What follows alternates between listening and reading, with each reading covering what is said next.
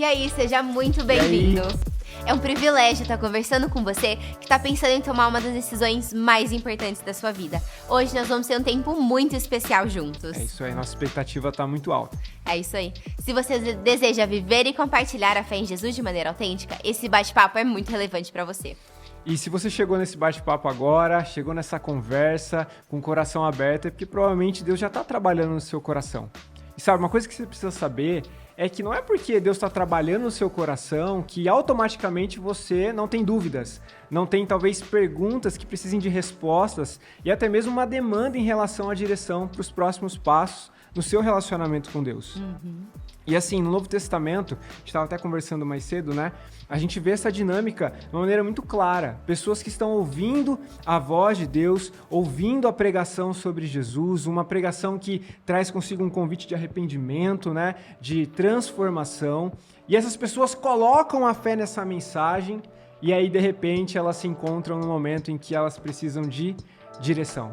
O que eu faço agora? Eu creio, mas o que eu faço agora? Qual é o próximo passo? Quando a gente olha para João Batista, por exemplo, em Marcos capítulo 1, ele está anunciando, preparando o caminho para a chegada de Jesus com uma mensagem, com um convite de arrependimento. E aí ele está anunciando essa mensagem, ele está pregando e as pessoas começam a crer nessa mensagem, começam a confessar os seus pecados e de repente elas começam a perguntar, ok, mas e agora? Qual é o próximo passo? A gente vê Pedro, por exemplo, também, depois da ressurreição de Jesus, pregando para uma grande multidão. E logo depois de Pedro pregar, a multidão pergunta, o que faremos? Nós cremos, mas e agora? Qual é o próximo passo? E em tantas outras ocasiões, no decorrer do crescimento, florescimento da igreja, essa dinâmica é muito comum. Então você está em ótima companhia hoje. É isso aí. E para você que está vivendo exatamente esse momento, se perguntando quais são os próximos passos, vale reforçar que tem pelo menos 2 passos fundamentais no início de um relacionamento autêntico com Deus. Sabe, aqui na Multi a gente brinca que o primeiro passo é ser autêntico. E é por um motivo. A gente traduziu a expressão confissão como autenticidade. Sinônimo, sabe? O primeiro passo num relacionamento autêntico com Deus exige confissão, exige autenticidade. Aqui na Multi, a gente está sempre repetindo isso. O primeiro passo é ser autêntico. O primeiro passo é confessar, não esconder, não jogar um jogo de religiosidade com Deus e com as pessoas à nossa volta. Abrir o nosso coração diante de Deus, sem reter nada dele e das pessoas que estão caminhando com a gente nessa mesma jornada. E eu vou ler aqui o texto de 1 João 1, de 8 a 10, que tem tudo a ver com isso. Olha, Legal. Se afirmamos que não temos pecados, enganamos a nós mesmos e não vivemos na verdade. Mas, se confessamos nossos pecados, Ele é fiel e justo para perdoar nossos pecados e nos purificar de toda injustiça. Se afirmamos que não pecamos, chamamos Deus de mentiroso e mostramos que não há em nós lugar para a sua palavra. Olha que legal.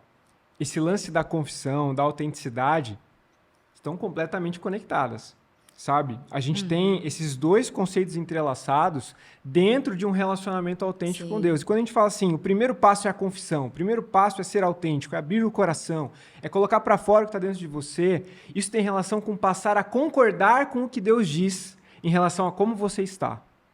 O que precisa ser mudado? O que você precisa receber de Deus? Que tipo de direção nova você precisa experimentar no teu relacionamento com Ele, com o Criador? Então, esse aspecto da confissão, esse primeiro passo, envolve concordar com Deus. Primeiro, que você precisa de perdão.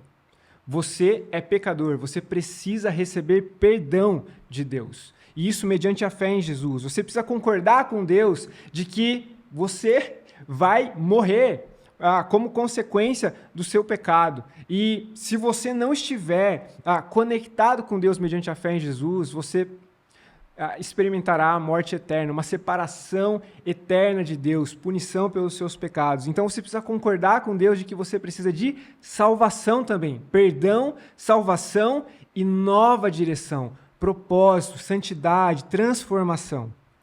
É isso aí. E agora o segundo passo é uma reação. Ou seja, é ser obediente. Mas não uma obediência meramente religiosa. É uma mudança profunda na nossa forma de pensar e na nossa forma de agir. É uma entrega da liderança do nosso coração. É deixar de ser liderado por nós mesmos e nos submetermos a Deus por meio da fé em Jesus. Isso tem total conexão com obediência. Então, primeiro, eu concordo com Deus.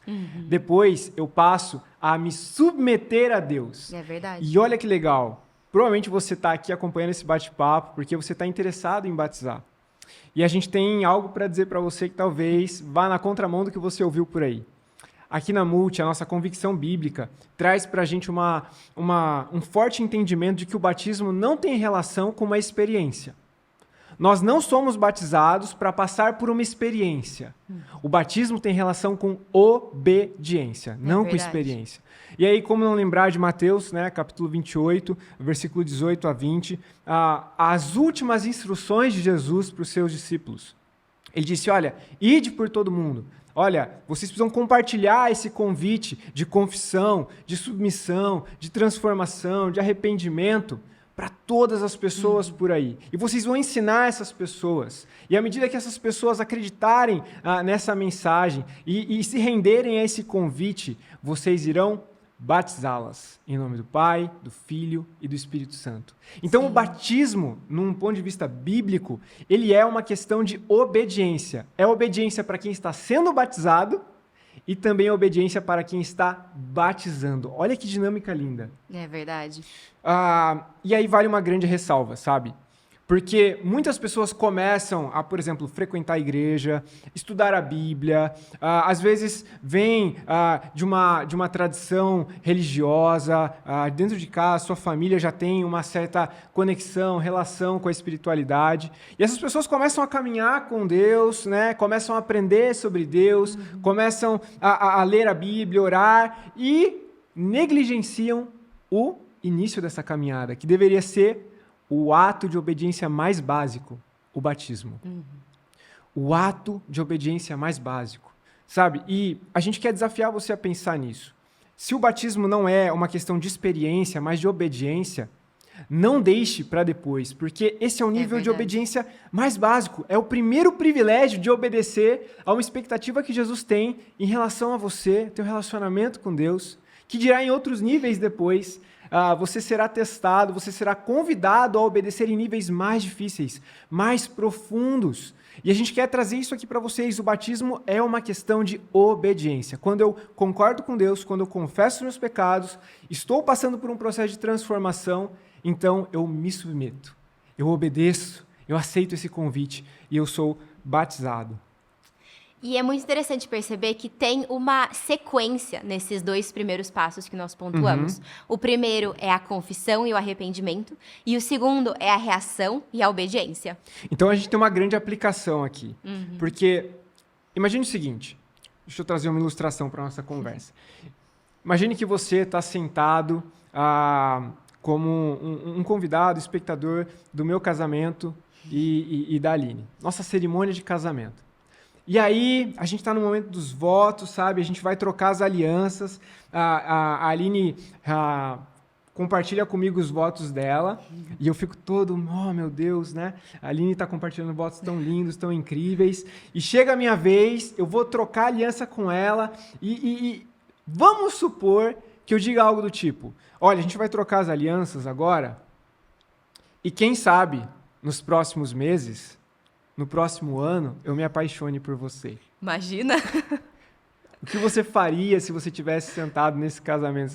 Não, eu tenho algo contra esse casamento, contra essa cerimônia. Misericórdia. Alguma coisa não tá certa aí.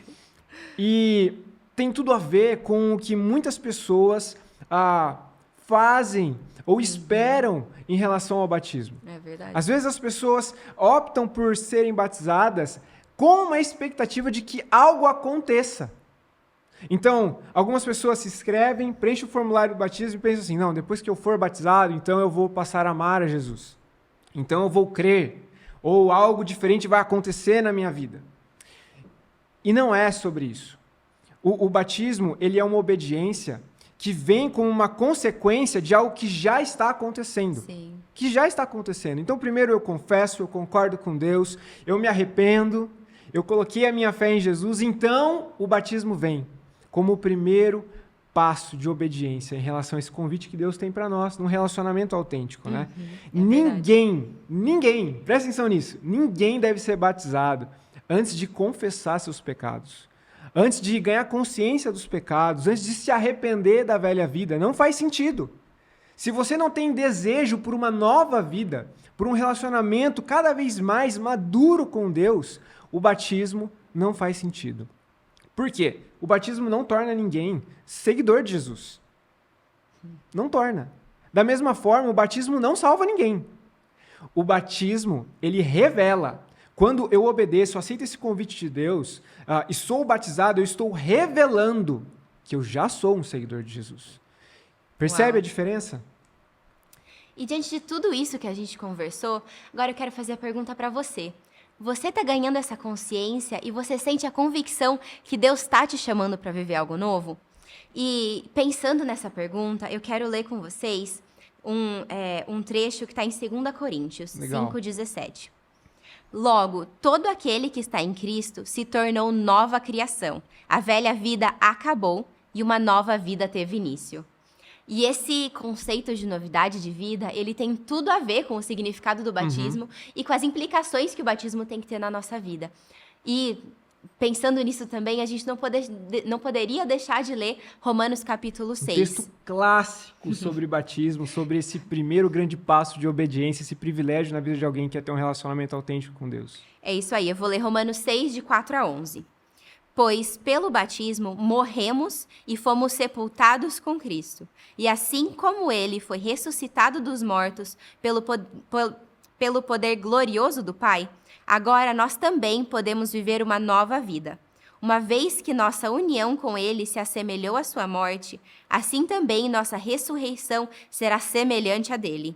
Sabemos que nossa velha natureza humana foi crucificada com Cristo, para que o pecado não tivesse mais poder sobre nossa vida, e dele deixássemos de ser escravos. Pois quando morremos com Cristo, fomos libertos do poder do pecado. Então, uma vez que morremos com Cristo, cremos que também com ele viveremos. Temos certeza disso, pois Cristo foi ressuscitado dos mortos e não mais morrerá. A morte já não tem nenhum poder sobre ele. Quando ele morreu, foi de uma vez por todas para quebrar o poder do pecado. Mas agora que ele vive, é para a glória de Deus. Da mesma forma, considerem-se mortos para o poder do pecado e vivos para Deus em Cristo Jesus. Olha como a gente parece estar descascando uma cebola aqui, cada vez chegando numa camada um pouco mais profunda em relação ao significado do batismo, as implicações do batismo. Olha só, o batismo é um ato de obediência. Primeiro ato de obediência, quando você ganha consciência dos seus pecados. A gente está conversando isso. Mas você precisa saber que o batismo também é um ato de identificação. Você escuta o evangelho, você começa a aprender essas boas notícias de que Jesus morreu no seu lugar, que ele não permaneceu morto, ele foi levantado para uma nova vida, ele ressuscitou. E aí o batismo tem esse lance de uma identificação com o que aconteceu com Jesus, trazendo essa grande ilustração do que deve acontecer na sua vida, do que está acontecendo na sua vida.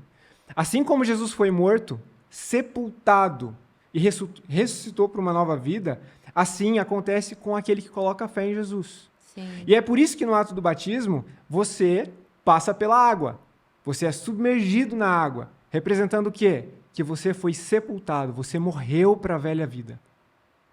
Tá pegando? E não só isso, você passa então a se levantar. Alguém te levanta da água e você então é levantado para uma nova vida. Uma nova vida em que o pecado já não tem a palavra final sobre o seu estilo de vida, sobre a sua identidade. E representa, então, um novo ciclo, uma nova estação. Não apenas o teu relacionamento com Deus, mas com as pessoas à sua volta, a maneira como você interpreta a realidade. É o ponto de partida para uma nova vida. Ou seja, desse ponto em diante, depois que você for batizado, nada, nem ninguém, grava isso, nada, nem ninguém pode definir quem você é ou como você deve viver. a não ser o próprio Jesus, que se torna Senhor sobre a sua vida, sobre as suas relações, sobre a sua existência, Amém. sobre os seus sonhos, sobre o seu propósito. E aí, a gente precisa resumir isso com duas grandes implicações. A primeira implicação é: você está recebendo uma nova identidade. Você está concordando com isso. Olha, já não sou eu que vivo mais, agora é Cristo que vive em mim. Uma nova identidade. O batismo tem relação direta com uma nova identidade que você está abraçando, que você está recebendo por meio da fé em Jesus, de graça, porque Jesus fez tudo aquilo que você não poderia fazer. É verdade. Mas não é só isso. Você recebe uma nova identidade e você dá um testemunho público de que você pertence a Jesus. Um testemunho público.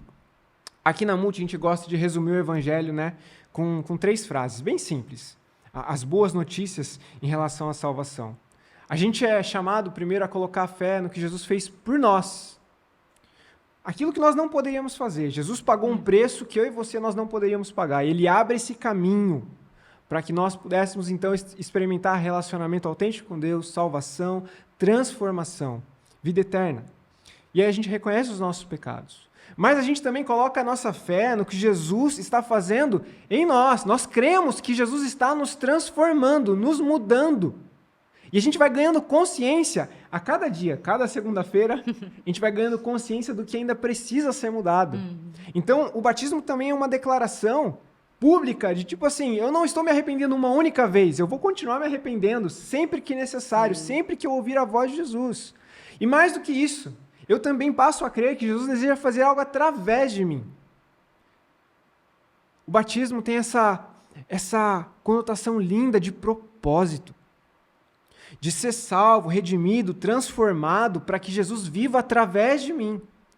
E que a minha vida, em unidade com aqueles que têm a mesma fé que eu, nessa grande família que Deus está consolidando, passe então a servir não só uma comunidade evangélica, uma igreja, mas o mundo.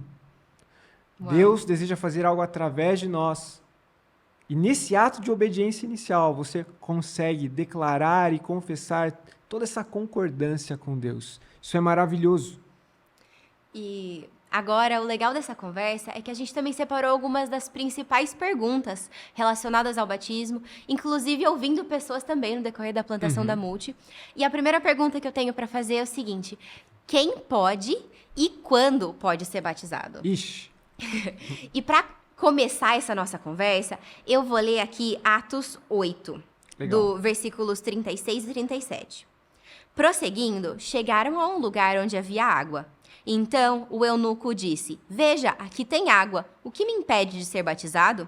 Felipe disse: gente, presta atenção nisso. Nada o impede se você crê de todo o coração. Eu vou ler de novo.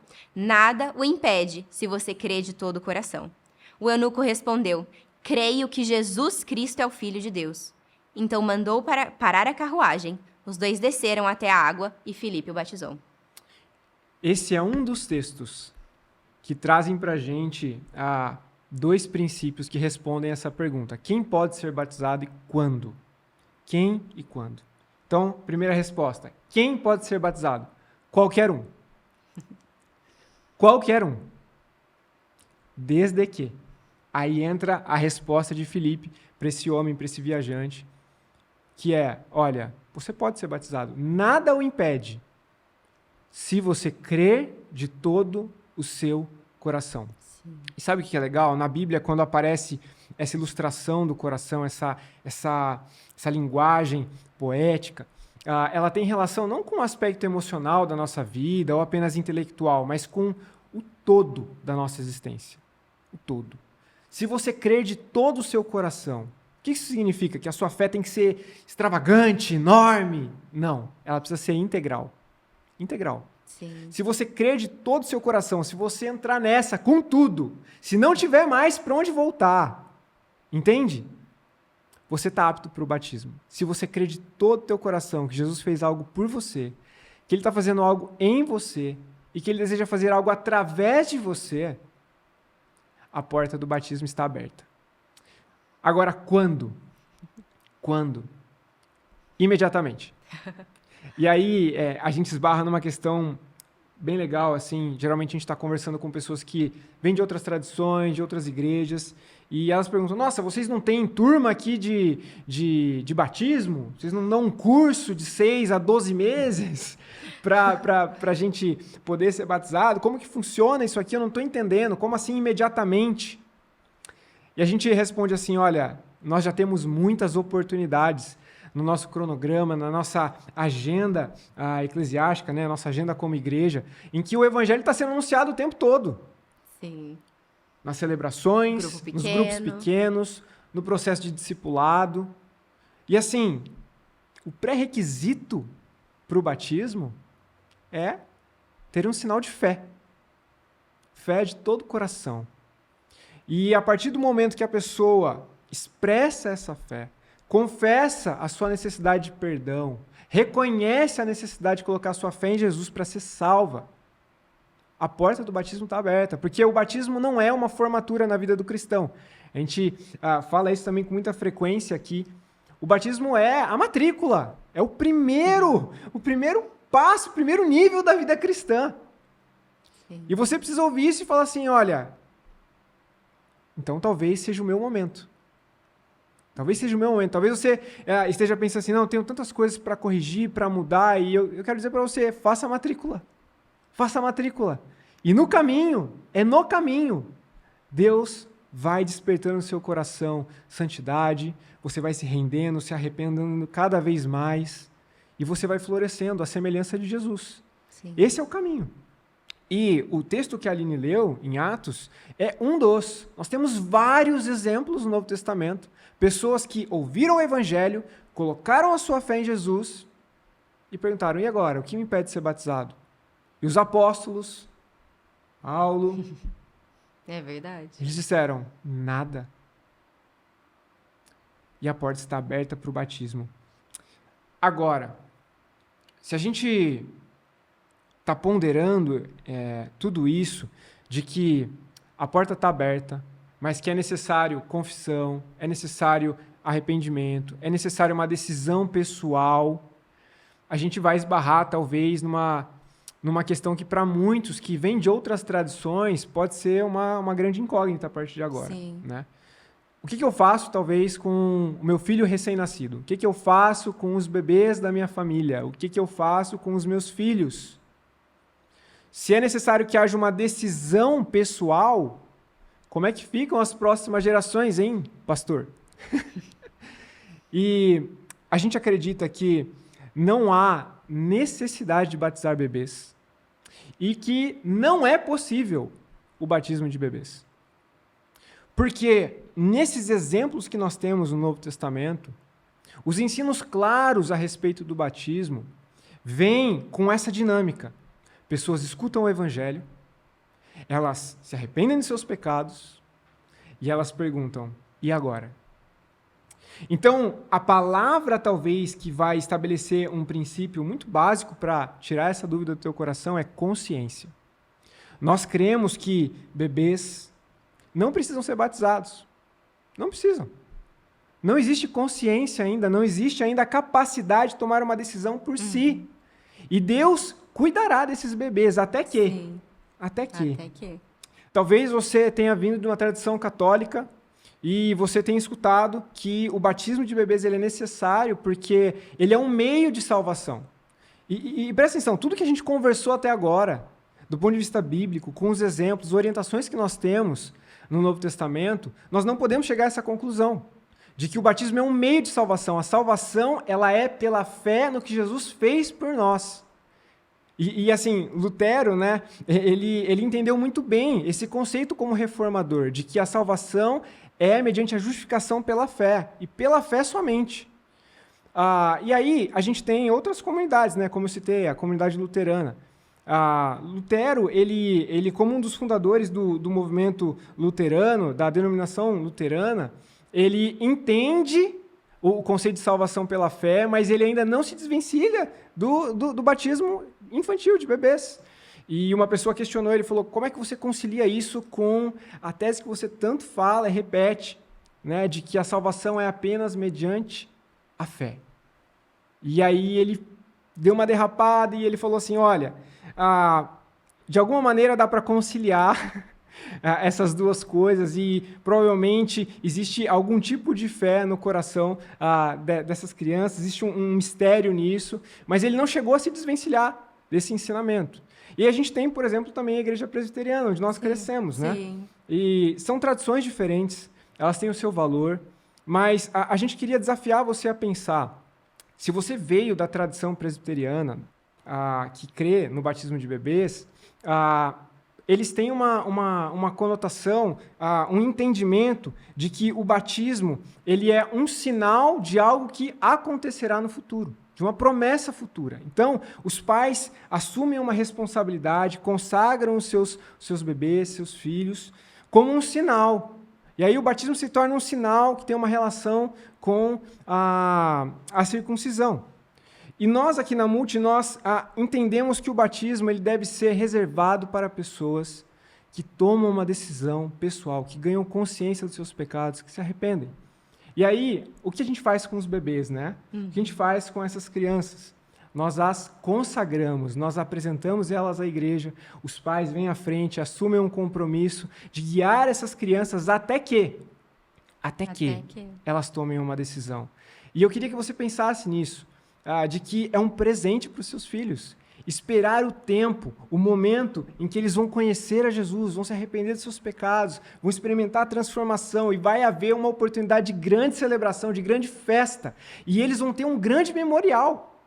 Então, quem e quando? Depois desse grande parênteses, qualquer um que creia, confesse seus pecados, que entenda a necessidade de caminhar com Deus mediante a fé em Jesus e viver uma vida com um novo propósito que revele o caráter de Cristo. Quando? Imediatamente. Imediatamente. Então vamos agora para a nossa segunda pergunta. Como eu devo ser batizado? E aqui na Multi nós sabemos que tem diferentes tradições difundidas nas igrejas ao redor do mundo. E aqui a gente vai citar pelo menos 3. A imersão, que é a pessoa entrar debaixo d'água e ser... completamente submergida. Isso, e depois trazida de volta.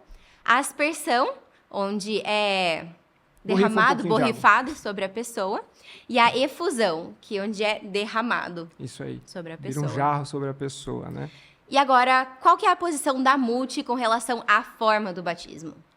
Legal. Então, vamos pensar o seguinte. Apesar de terem tradições diferentes, né, e elas terem o seu valor, quando a gente olha para o momento em que a igreja está florescendo, a chegada de Jesus, João Batista batizando as pessoas, depois Jesus comissionando os discípulos para que eles também batizem as pessoas, a igreja nasce, floresce e a história começa a se desenvolver.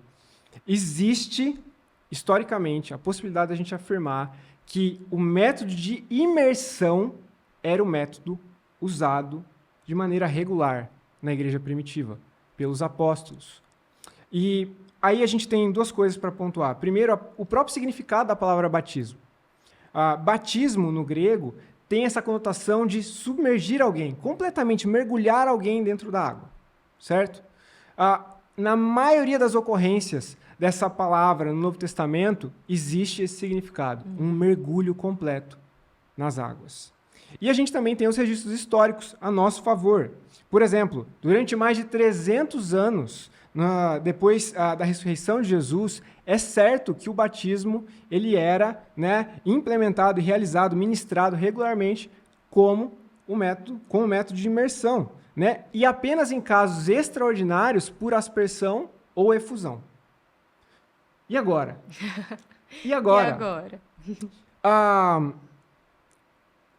E eu queria trazer para a nossa conversa, antes de eu responder a pergunta, falas de grandes homens que foram precursores de movimentos, de denominações, homens que nós respeitamos, admiramos e que, em certo aspecto, até cremos diferente que eles.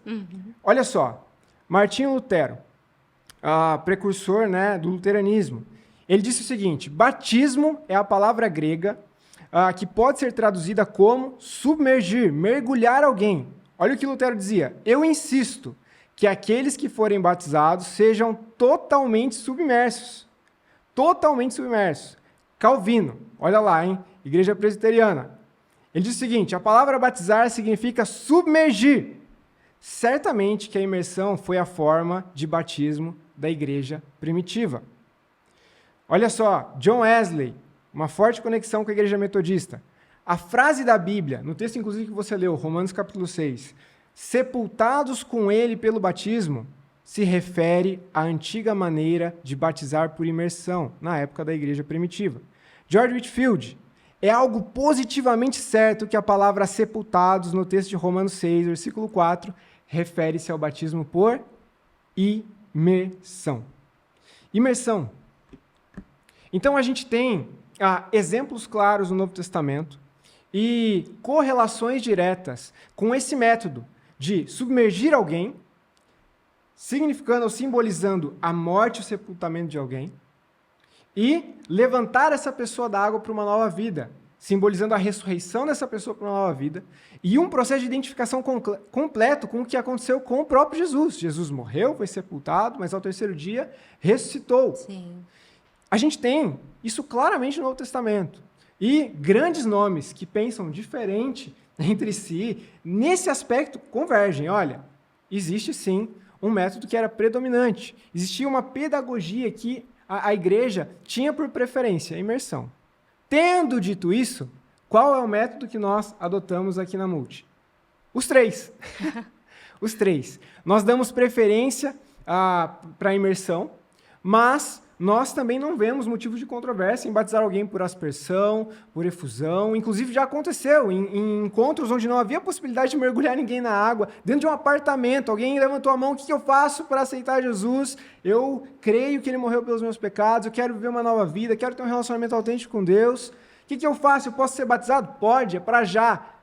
Fomos na cozinha, pegamos água, batizamos a pessoa na sala de estar, da pessoa que estava recebendo o grupo pequeno na sua casa. Então a gente não vê motivo de controvérsia, mas nós adotamos esse método, a imersão, como uma pedagogia muito linda. E a gente prepara tudo com muito carinho para que a gente possa batizar e celebrar o batismo das pessoas, para que elas tenham um memorial e, elas possam se lembrar desse momento. Sim. Não apenas como um momento especial do ponto de vista pessoal, mas que reflete o que aconteceu com Cristo. O poder que há na morte e na ressurreição. Então, nós utilizamos os três métodos, mas nós damos preferência para imersão. E partindo agora para a terceira e última pergunta. Já fui batizado. E agora? Como saber se eu preciso ser batizado novamente? E mais, eu posso ser batizado novamente? Olha, eu vou ser bem vulnerável, vou abrir meu coração. Essa, para mim, foi uma grande crise quando eu entreguei meu coração para Jesus. Quando eu ganhei consciência dos meus pecados, me arrependi. Eu volto para casa, depois de um acampamento que eu tinha tomado uma decisão, e eu penso: yes! Agora eu vou ser batizado. E aí eu chego, converso com os meus pais, de repente, eles me lembram: não, você já foi batizado quando você era criança. Quando você era bebê. E talvez seja o caso de quem enviou essa pergunta, talvez seja uma das dúvidas que existam no teu coração. E aí? Eu já fui batizado quando eu era bebê. Depois de tudo que a gente conversou, eu estou ganhando esse entendimento de que o batismo tem relação com uma decisão pessoal, intransferível. É um momento, é um memorial fantástico para a minha vida, meu relacionamento com Deus. Eu posso ser batizado mais uma vez? E eu queria trazer de novo o exemplo que eu dei sobre a troca da aliança no altar, mas agora com uma outra aplicação. Eu e a Aline, nós trocamos as alianças, né? Nós nos casamos, nós oficializamos o nosso relacionamento na frente de muitas testemunhas uma vez. Mas nós podemos, sempre que for necessário, renovar os nossos votos. É verdade. Renovar a nossa troca de aliança como um testemunho de que nós estamos de pé e não temos para onde voltar. E sabe o que é legal? A gente está conversando sobre outras tradições, a nossa conversa ficou um pouquinho mais densa, mas se você cresceu nesse meio, eu queria te dar o exemplo do próprio Jesus. Ele havia sido circuncidado no 8º dia, ele havia sido apresentado no templo, e ele desceu as águas, ele foi batizado aos 30 anos de idade, antes de começar o ministério. Não é verdade? Ele foi batizado como um testemunho. Jesus não se arrependeu dos seus pecados. Mas em obediência a Deus e para nos dar o exemplo, Jesus desce as águas. E eu quero dizer para você que talvez tenha sentido esse incômodo, esse desejo de, nossa, será que eu posso batizar mais uma vez? A resposta é claro que pode. É claro, você deve. Se isso parte de uma decisão pessoal, se você ainda não teve essa oportunidade, se você cresceu numa outra tradição, ou sei lá, se você foi batizado num momento que você não estava consciente do que estava acontecendo, e se você está num momento agora de maturidade, né, no seu relacionamento com Deus, e você deseja ter esse memorial, deseja dar esse testemunho dessas águas, seja batizado com bastante tranquilidade e liberdade. E sabe, nós queremos terminar essa conversa. A gente já falou muito. Eu acho que o ideal agora é orar. A gente quer orar. A gente quer orar para que, a partir dessa conversa, né, menina, você tenha o necessário para tomar uma decisão pessoal. Se identificar com Jesus. Se identificar com a família que Deus está construindo, a igreja. E talvez dar esse grande testemunho para sua família, para os seus amigos, para os seus colegas de trabalho. Eu coloquei a minha fé no que Jesus fez por mim, no que Ele está fazendo em mim e no que Ele deseja fazer através de mim. É o início de uma nova estação, de uma nova jornada. Amém. Então a gente vai orar por consciência. Vamos orar? Vamos.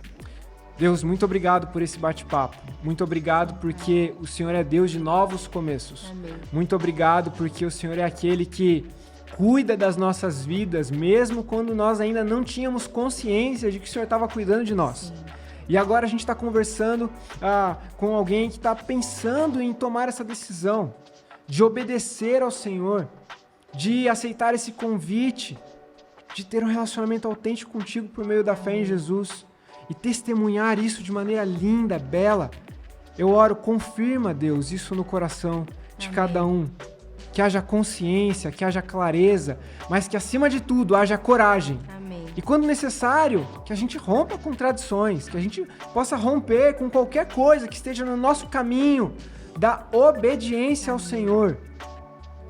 Pai, no nome de Jesus, que a gente possa junto viver e compartilhar a fé em Jesus de maneira autêntica. Amém. E que a nossa vida possa ser um sinal de identificação com Jesus e um testemunho claro de que nós pertencemos ao Senhor. Amém. Essa é a nossa oração. No nome de Jesus. Amém. Amém. É isso aí, muito obrigado por acompanhar esse bate-papo e a gente espera você para esse dia tão especial, o seu batismo. Até lá! Até lá.